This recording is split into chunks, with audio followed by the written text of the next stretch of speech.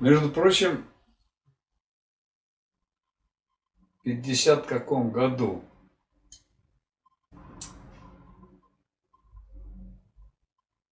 сейчас 53-55 годы я впервые был в Чебоксарах.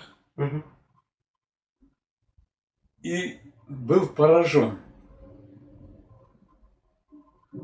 изменениями, которые произошли у чувашского народа благодаря советской власти.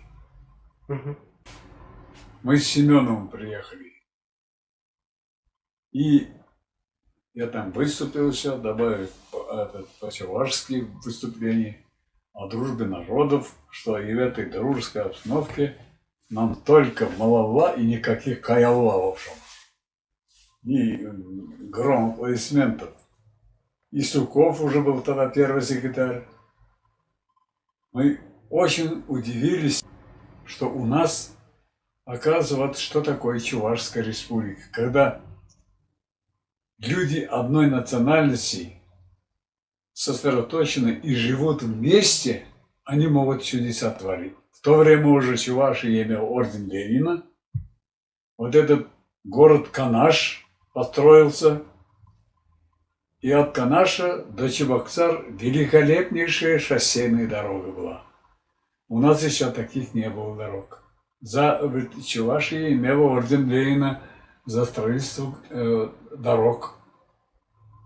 Мы очень удивились. Мгм.